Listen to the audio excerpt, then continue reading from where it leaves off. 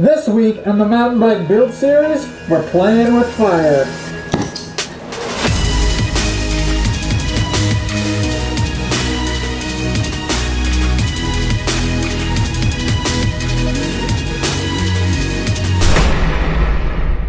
So we got a little pile here of Braze-ons, and these are gonna all go on the frame today with any luck.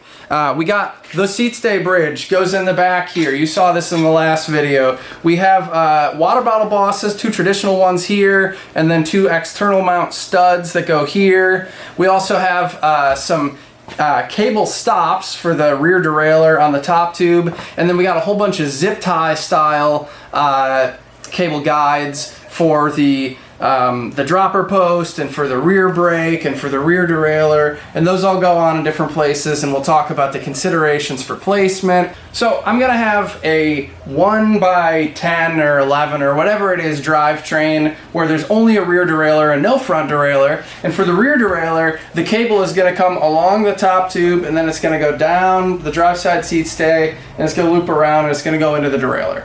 And so I want to put the appropriate mounts for that cable on the frame. So it's a cable housing on the outside with a cable on the inside, and you could use full length housing, and you could like zip tie it on in a bunch of places or whatever, right?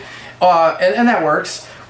One of the downsides of that possibly is that with the full length the housing is a little more susceptible to like friction and squishiness over its long length. You know, traditionally on like road bikes and stuff especially, you would see not a whole lot of housing. It would be mostly these sort of like split cable guides where the housing butts up against the guide on one end of the tube and on the other end of the tube, and then in the middle there's no housing. It's just the cable running across like a telephone line or something, right? It's just this thing, and there's like no friction there, and one of the things that I like about that is that when you go to service and clean the bike occasionally, you can break the cable free. You can pull some slack out of the derailleur, and then you can unhook it from the little cable mount, and you can slide the cable around with some lubrication. I like doing that for service. And so it could be argued different ways what people want for their bikes, depending on the environment they ride in, whatever. This is what I'm doing, and that's what you're gonna see in this video. So I got these 2 cable stops that I wanna put on the top tube.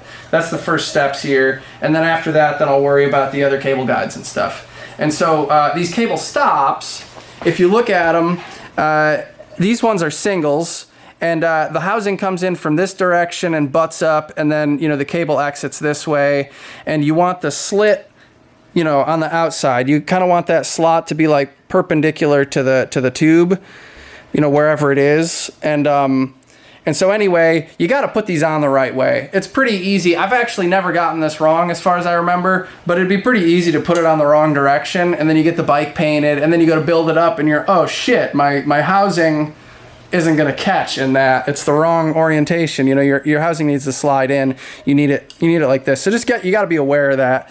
The other thing that makes these tricky is just how do you hold on to these things? If we look at a double cable stop, these ones have more of an orientation feature, right? Built into it, it's got this curvature. You would just kind of sand that till it was bright, shiny metal. You'd sit it down, and it's got a little bit of wiggle, but you can get it straightened out, and then it kind of sits itself on there nice, right? With this one, this is like a barrel style, and there's no flat or anything on it, and so you gotta get it oriented just right, or phased, or whatever you want to say, so that it looks appropriate. And we just got to do that before we braze it on. So I want to get the spots where I'm going to braze bright shiny metal. I want to prepare them for the brazing, and I want to have the cable run not on the top or on the side, but sort of like at the like if this is a clock, maybe at the what is that, like the 430 position or something. I want it kind of not on the bottom, but on the side below the hat. We'll call this the 430 position. You know what I mean. I'm gonna get. And you don't want the cable stop right here, generally, right up against the joint. You don't want it way in the middle of the tube. I like to have it somewhere in here. And so I'm gonna just kind of shine up the metal. And similar back here.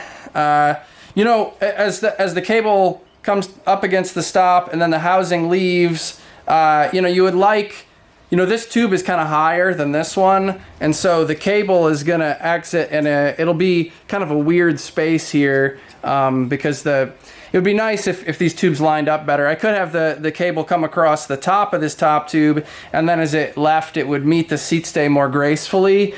But I think it's going to be good enough. I'm going to have the cable housing is going to leave the sort of from the 430 position here, and it's going to shoot across to the bottom of the seat stay. It'll start under the seat stay, and then over here, when I get below the tire, it's going to loop around. You'll see.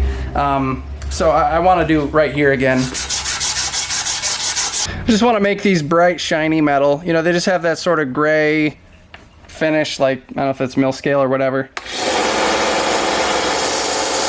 So we use flux when we braze. We use silver as our filler. That's what I'm using. This is a silver alloy that's meant for brazing little bits and bobs on a bikes. And then I'm using Cycle Design brand stainless light flux, and this has been sitting for a long time, and so it had gotten kind of dry and crunchy, and when that happens you just add a little bit of water and you stir it up, and now it's got this nice pasty consistency again. It's not too runny. It's you know, it's kind of a paste, and that's what I want. So this is in a condition that I can use it. It'd probably be better to get some new stuff, but I'm not gonna bother right now. I'll just make do with what I got. There's some like granulated chunks in there that I don't really want to spread on particularly. They're chunks, but the rest of it's pretty nice. So I've salvaged the rest of it. I'm gonna brush it on in the zone. It's a temperature indicator. It helps aid the flowing of the brazing silver, and it also protects the material like the steels from like oxidizing and crap. So we brush it on like this. You can put on a ton. I don't think you really need much more than this. So this here is the stuff that I'm gonna use for brazing. This is my cute little aircraft style Victor torch. I think it's a J28 with a number 1 tip on here. I could probably use a number 0 tip if I wanted to. And then I have these light Kevlar lines. So, you know, I have a whole video all about my brazing setup that goes over this and the regulators and everything. These are Uvex Shade 3 glasses. This is a striker. And this here is my silver filler. I forget what this is. I think it's 56% or 50 or something. It's probably from Cycle Design.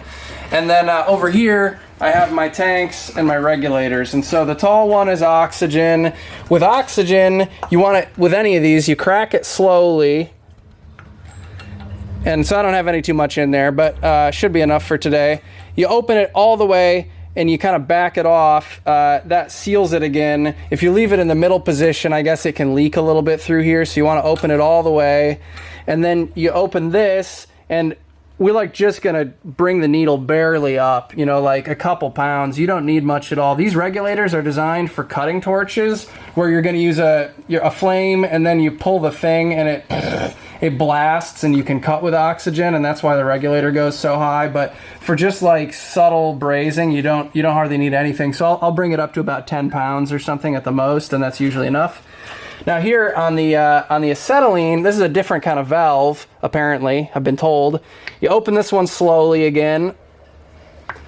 So this tank is more full. And then you only open it like a quarter turn or something. Apparently this one doesn't leak in the way that the other one does. It's a different style of valve, I've been told. And you want to be able to shut it quickly all the way off. So you don't want to open it more than you need to, and a quarter turn is enough. And then here, you'd never want to bring it above 15 pounds, because at that point it can like become flammable even without you lighting it. And I think I usually turn this up to about 5 pounds or so. You also have adjustment valves on the torch, and so I think that's pretty close to where I usually start. I'm going to put on my badass brazing glasses, and before I do that, I'm actually going to try putting on this respirator. I don't know if you'll be able to hear me talk. I don't know if you'll need to hear me talk. The fumes from this kind of suck if you're like right over it. They go up your nose, and it's like, ugh. I'm gonna do a little voiceover, kind of a play-by-play as we're watching this of the things that I'm noticing. It's kind of cool to be able to watch it back actually, and you know, critique myself. The flux goes on like a thick paste, and then as you heat it up, it turns a little bit more of a liquid. You know, first it's kind of like a gel or something, and it gets runnier, and then eventually it's like glass. And so you can kind of see that change. As the flux gets closer to liquid, you know that your parts are getting up to temperature, closer to the point where you can braze them. And then eventually you see a little color, like there, in the material. It starts to glow. And for silver brazing, you don't need it to really glow that much. And I got it hotter here than you would need to, certainly. The good thing is that it's a pretty forgiving process. These are, you know, not super fancy or exotic tubes, and they're not super duper thin. But you know, I think I got a little warmer than I needed to. I'm not really worried about cooking the braze-on. Structurally, that's not going to give me issues if that were to fail, and it's not going to fail from the loads on the cables. But if you cook the flux way before you get the brazing done, then you won't be able to flow the silver very well. And then also with the tube, you know, you really don't want to heat it more than you need to. So you're just kind of trying to bring that zone kind of evenly up to temperature, get that flux so that it's looking liquidy, trying to keep the whole thing from getting too brightly colored, you know, from getting into that orange or that yellow color stage of the steel, maybe a dull red at the most, and try and make a nice fillet of silver where it flows. Just from the capillary action. You know, once you get it up to temperature and you add filler, it kind of wets out between the two pieces. So this actually went really well. This is the first silver brazing I've done since the last time we shot silver brazing when I did demo for these clamps, which was 6 months or more ago. Point is, this went pretty well. So, you know, the flux is a temperature indicator, and you get it spread on about like I did, and then you bring it up to temperature, and you can see as it goes from being like a thick paste, and it starts to turn white and opaque like this. And then it starts to turn into more of like a liquidy, gooey gel, and it's like a little blobby here and there. And you get a little bit warmer yet, and then it starts to turn more like smooth and watery. It kind of wets out on the surface, and that lets you know you're getting close. And by that point, you can sometimes see some color coming into the steel as it's starting to get a little bit like a lower, you know, dull red and a brighter red and a little bit more yellow and orange. And so the more you do this, the more you get tuned into those the temperature of things, because it's really critical to the temperature. If you come in with your filler and you try and add before it's hot enough, you're just going to be poking around. You might push it out of place. What'll happen is the very end of this might melt before it, it'll melt on its own and blob and fall somewhere. But you want it. Actually, what you want is not for the flame to melt this. You want the flame to heat that up enough so that when you touch this, it just melts by the heat of that. So the flame gets the material, the steel, hot enough so that when you touch the filler, it just melts away. Now, if this gets too hot before you add the filler, then what happens is you blacken that flux, and then it gets like crunchy, and when you touch the filler, it doesn't flow very well because you've blackened and cooked the flux, and you just don't want to get it too hot. Obviously, you can create like it's more heat affected or whatever. I don't know metallurgically, but I know it's bad to overheat it, and I know it doesn't work very well if you cook it too much. So ideally, you kind of gradually bring it all up to temperature evenly. You put the right amount of heat on the thick stuff and on the thin stuff so that it all kind of reaches the temperature at the right time. So when I had a class and we learned about, brazing and stuff, he was talking about like mowing the grass. Like sometimes you're just kind of trying to heat up a zone and you want to kind of zigzag around and like cover the area. You want to be aware of your distance and your torch angle and all these things. And I think this came together pretty well. What you can see here is a little bit of a fillet. So you have like the round profile of the boss and the round profile of the tube, and between them there's a little fillet that kind of wets between them all the way around. And so that's a nice strong joint. There's enough material there. If it's cold, sometimes you'll have like a big blob on one side or something, and it's not that smooth, wetted out thing. It's really easy to get blobs like out here or something, nearby, and this is actually pretty clean. So I'm pretty happy with that. And this other one here is similar too.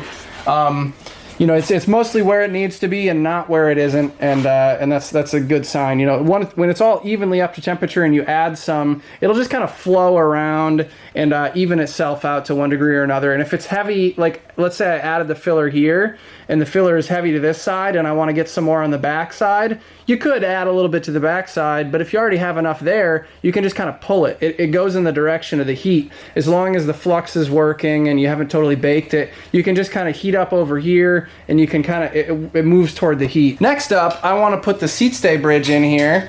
You could TIG weld this. I'm gonna silver braze it in this case. And I wanna put this in so that after this is in place, when I go to add the other cable guides around it, I have a visual frame of reference. If this wasn't in yet, I might put like a cable guide like right here or something. And then, you know, it's just nice to know where this is before I add those other ones. So I'm gonna put this one in here, and I wanna shine up the surface first. I drilled these holes off camera. You can do no holes, and then when you go to braze it, there's gases in there that are trying to equalize pressure with the atmosphere around it. And so there's like little micro bubbles that are like blah, blah, blah on the surface. And that kind of throws off your brazing. And I don't want to create sealed tubes in the bike. I think that's a bad idea with steel, even if you could do it well. I think it's a bad idea long-term for rust. But anyway, I did holes, and I did rather large holes. These are about 1/8 of an inch or 3 millimeters or so in diameter. And the whole reason for that is that if you have small, tiny holes, then you can it can be hard for moisture to escape anyway, because it can get vapor locked with the surface tension of the little droplets of water. And so if you do a larger hole like this, it's really not that hard for like moisture and gases on the inside to exchange with the outside air and atmosphere. And so that's why I did those holes of that size. You could even get, like with frame saver, you could shoot the frame saver straw, probably would fit inside that hole, and you could get some inside of there after you were done painting the bike. And so anyhow, I did that, and now I'm just gonna flux it up a little bit on the inside, because I'll submerge this thing in water later to get out this water-soluble flux. And so I just want a little bit on the inside to help, you know, help the flow of the silver. Some of it should pass to the inside. Don't need a ton on the inside, but just a little bit. Then I can go a little bit more liberally on the outside now that it's in position.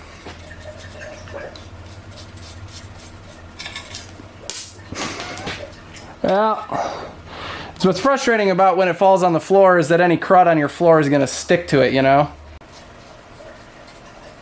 Now, if we right away burn up the flux, we're gonna be in a world of hurt. The last thing we wanna do is smoke these joints. So I think I'm gonna start by adding a little reservoir of filler on the top, and then like kind of flowing it down, having gravity help aid that rather than trying to like add filler all the way around. But I'll start by just adding maybe like a tiny bit to this side, then heat up the other side, do the full joint on this side, and then come back and finish this one. Something like that, we'll see. Do a little voiceover again here. You can see better in this shot how the flux is changing from the paste to more of, you know, a gel, to a clear liquid, and then to a glassy state. So I'm just kind of heating generally. I wanted to get a tack on the one side and then braze the other side. I wanted the tack on the left side there just to kind of hold it and keep it from moving. But you can see how it's going from being like a white opaque flux to kind of glassy and smooth. And you can see a little bit of color coming into it. I'm flicking the flame off. That's really helpful. You know, you have the flame pointed at the material and it gets hot, and you just kind of flick it off to the side, and it gives you a little more time to react and assess how you're doing in the moment. So I got that tack on the left side. Now I'm heating up this side. And I think something I really could have done better with this joint is to kind of get in and get out. You know, like if you did these a bunch, and I have not been doing this much at all lately, you would really be better at kind of getting it up to temperature, getting it evenly heated, adding some filler, and then dropping the mic. Just getting the heck out of there, and you're done. And you know, none of it's overheated or anything yet, but you'll see by the time I'm done that I kind of keep messing around trying to. You can use the heat to kind of pull the filler where you want it to go. And so there I added a little reservoir, and I'm using the heat to kind of make sure that it flows down to the bottom side. If I didn't add the heat to the bottom side, there would be the reservoir on the top, it would freeze, and it would never maybe make it to the bottom. But here I'm adding some more, trying to get an even profile, and because of gravity, of course, it wants to run as far down as it can until it freezes. And so getting a nice smooth profile is a little bit of a trick. And if I was a little bit better at this, I think I'd be able to heat it up, add some, get the hell out of there.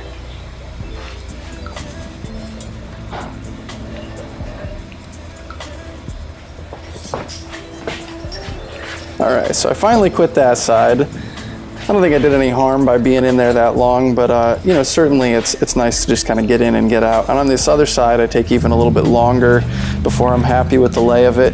You could just lay it on really thick, and then you could come back in with hand files. That's usually how people do it with brass fillet brazing or bronze brazing, but here I'm silver brazing, and it's possible to make a nice looking fillet and never touch it with a file. And so that's what I was going for, but by the time I'm done, I just put a little bit more heat into it than I needed to. And what also happens is, like, in the beginning, you kind of pinpointing the heat where you point the torch, but over time, the whole zone just kind of gets a little hotter and the heat swells around, and then now your silver wants to run in all these different directions because the whole zone is getting warm, and it makes it harder to make a tidy joint. So you can see where the silver kind of flows a little bit off to the side, away from where I wanted it to, and yeah, it's just heat control. It just comes with practice.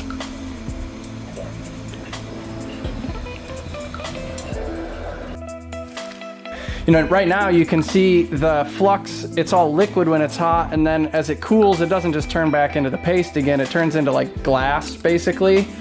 And so you want to let it cool slowly, and then we'll soak it in water once it's totally cool and we're done with everything. But you know, I didn't really cook the flux. You can see right here, it just burned through the flux a little bit. It was probably thinner, and I got a little bit more heat there than what that amount could hold. But you know, this is clear and glassy. If you stay on it for a little while and it gets hot, then it starts to blacken and you cook the joint, and the flux can't do what it's supposed to do, and it's just more heat than the joint needs. So in all the areas where the filler is going to come in, you really want to have the right amount of flux, and it just makes everything work how it should. So I'm going to use this guy here. This is a zip tie cable guide. It's stainless steel, and this is just stamped from sheet metal.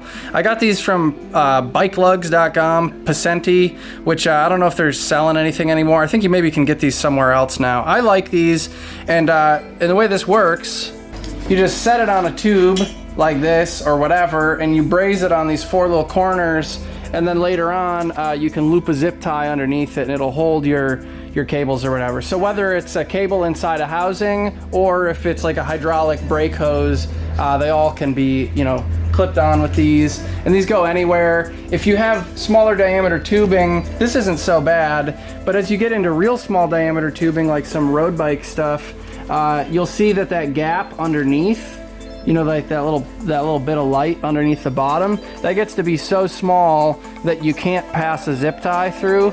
And so if that's ever the case, you can just go to the bench vise and you can give these a little squishing, and that'll change the profile. It'll change the way that it sits on a tube. We don't need to do that in this case because 5/8 diameter tube is not small enough to require that. But these are pretty versatile little things, and they're like 50 cents a piece. I think you can still get them. I'll link below if you can. We got the frame flipped upside down, and I got these little cuties here, the zip tie stainless steel cable guides.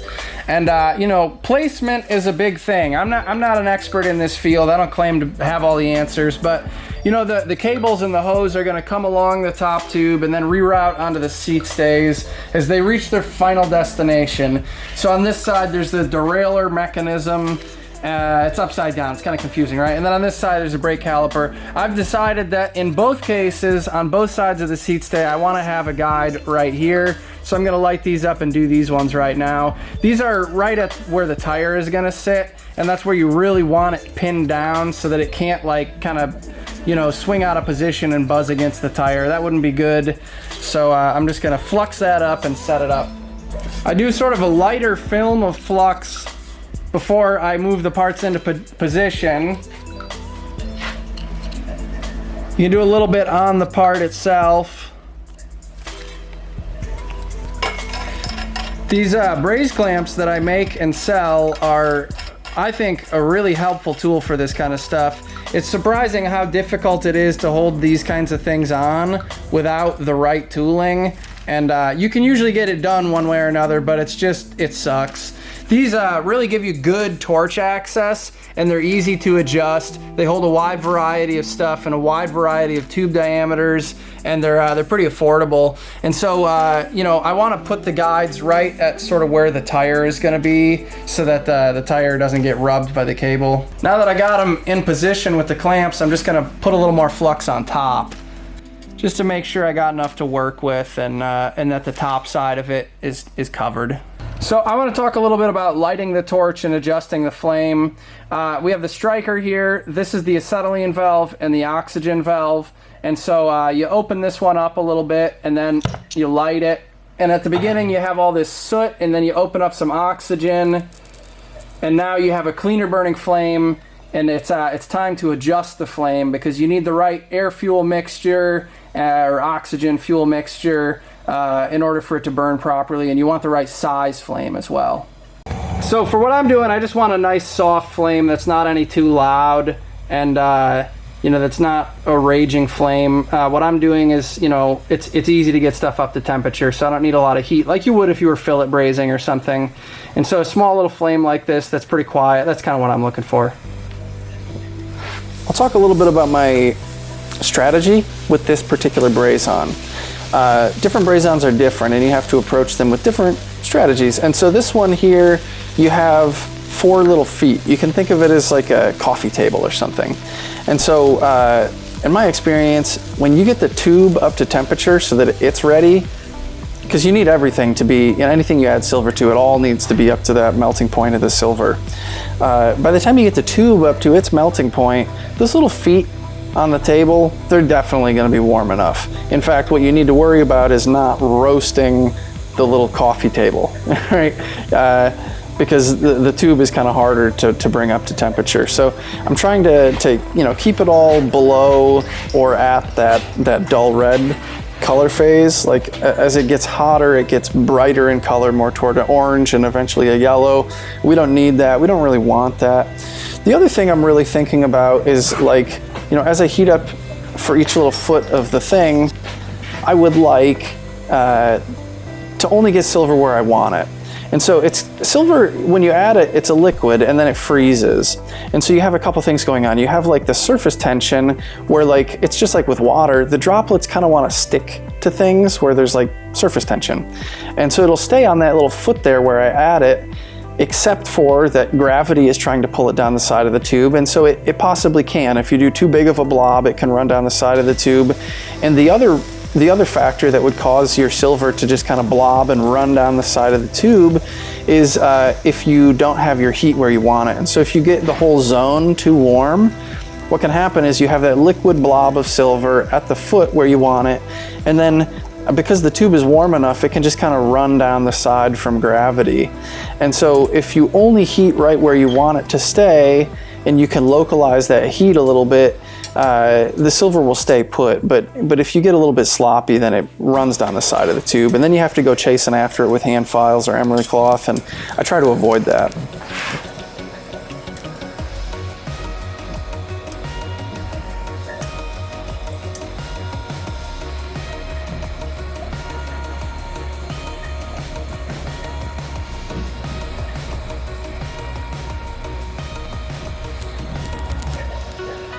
It's nice, just add a little bit of filler, it freezes, I get out of there. I think in this case you can see the blob ran down the side just a little bit.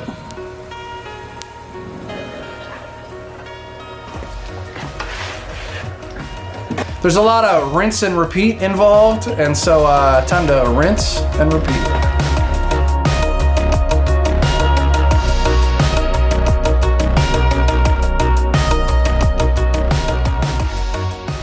For the rear brake hydraulic hose, I want to put these cable guides along the top tube. I want to do 3 of them, and unfortunately, I only have 2 of these clamps out here at the shop, which is funny because I sell them primarily in a 3-pack. I think of them as being especially useful in pairs of 3s. The more you have, the more that you can set up at once. You take a couple minutes, you set everything up, you get it fluxed up, you light the torch, and then you braze for a minute or so, right? And if you had, let's say you had like 30 braze-ons or 10 or how many it is on the bike, the more groupings you can do at once is helpful, because lighting the torch and adjusting the flame is kind of a pain in the butt. And you could get a gas saver, which is a tool that helps you more quickly light the flame again and hold on to your adjustment of the flame, the mixture between the oxygen and the acetylene.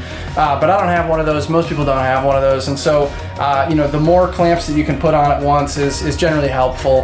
And right now, I really wish I had that third clamp. I'd maybe even do more if I had more clamps around, but I only have 2 out at the shop today.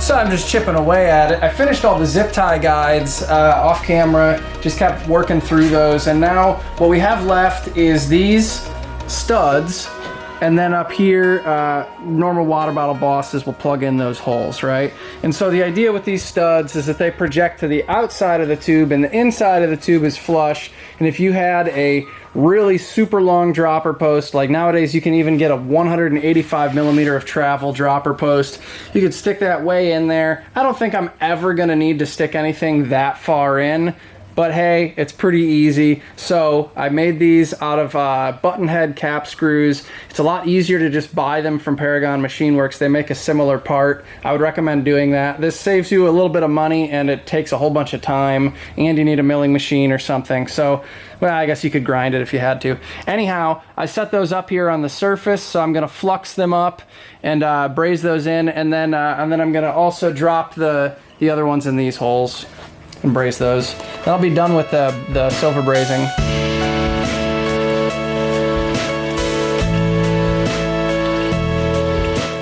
So here we got the studs. These project, and you use like a nylock nut, some sort of lock nut to hold the water bottle cage on.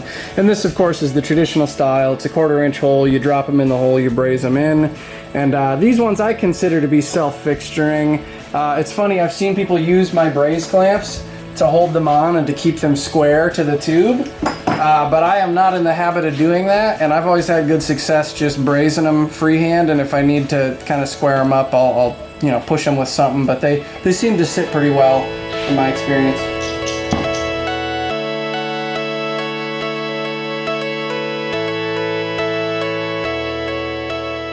I used to have a hard time getting them to come out nice real quick, and what I found works really well for me, I got this from watching Carl Strong YouTube video actually, where he's brazing, but it's like pretty close, right straight above.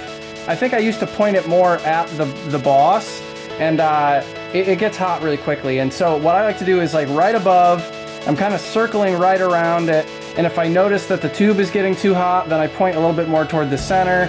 And if I notice that the other way, then I just kind of do larger circles or tighter circles, and I flick off if the whole thing's getting too hot. But you can get it up to temperature pretty quick. It gets all that glassy flux look to it. You add a little bit of filler, and then you heat just for a tiny second just to make sure it wets out, and you get that nice fillet, and then you're done. You move to the next one, and if it's sitting crooked on there, then you got to come in and push it, you know, to level it out with something. But that's how I like to do it. You know, you're kind of modulating how close you are. You know, I wouldn't get this close, but I don't know, somewhere between like 1 and 3 inches usually, with a, you know, kind of light duty flame. It's not super hot, and doing little circles pointed straight at it from above has always, that's been my favorite technique. All right, so we got all the silver brazing done now. Bottle bosses, cable guides, cable stops, and this seat stay bridge here. And so now I really, this stuff is messy. I don't know how toxic it is exactly, but it's certainly messy, and it's probably not good for your health to like have it on your hands and stuff. So I want to get this off now that I'm done with all the silver brazing. And to do that, you want to soak it in warm water. Like good hot water for, you know, 10 minutes or more is a really good way to soak it off. And then sometimes there'll be like little chunks of it that kind of stick to the surface, and you can chip that away by hand if you need to. Just like don't don't get it under your fingernails, because it can be a little bit like glass. And so, you know, I'll just fill up the hot tub with water as hot as it'll come out of the tap. You know, boiling would probably be okay, but you know, just good and hot water. If it's cold, if it's room temperature, if it's cold, it doesn't work as well. and you can do that in a pinch. It just takes longer and it's not as effective. You want to get it out, and then you pull it out of the tub or whatever, wipe it off, and ideally you put the frame into some sort of oven or something to bake out any moisture, or you could flow the torch over it to heat it up a little bit. You don't really want moisture sitting in the frame for very long. You know, even just like in a hot sunny environment is probably better than nothing, but you like to get that moisture out of there again. And so I'll be doing that, and then the next step will be to TIG weld on this brace tab and the reinforcement tube that goes right here. Remember, like Clem always says, don't forget to like, comment, and subscribe.